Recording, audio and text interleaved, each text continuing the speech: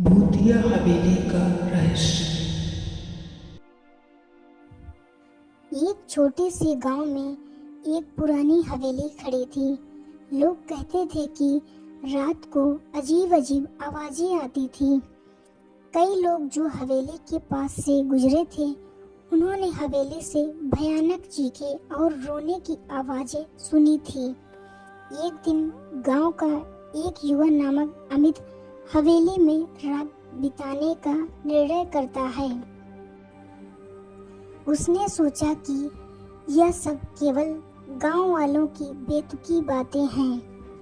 रात ढलते ही वह हवेली की ओर बढ़ा और हवेली के अंदर घुस गया।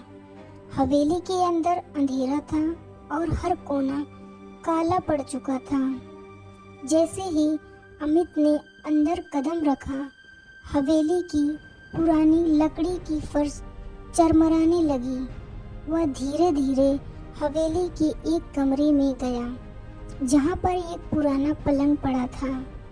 पलंग पर एक गीली चादर बिछी हुई थी और कमरे में एक पुराना शीशा लटका था। जैसे ही अमित ने शीशे की ओर देखा, उसके दिमाग में एक अजीब सी ठंडक छा गई। शीशे में एक पुरानी महिला की छवि धुंधली दिखाई दी, जो धीरे धीरे स्पष्ट होती गई। महिला की आंखों में दर्द और भय था। अचानक महिला की छवि चीख पड़ी और कमरे की हवा में एक ठंडी लहर दौड़ गई।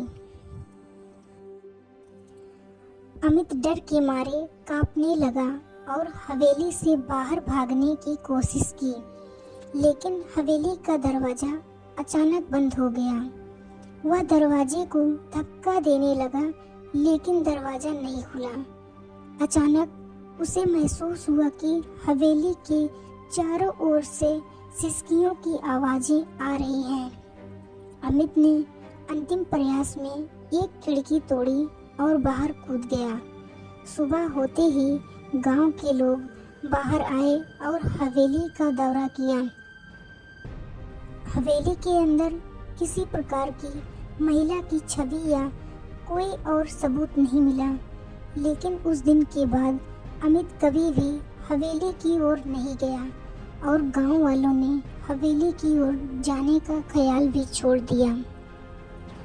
आज भी हवेली गांव के बाहरी इलाके में खड़ी है और लोग कहते हैं कि हवेली की पुरानी छतों से कभी कभी हल्की चीखें और सिसकियां सुनाई देती हैं।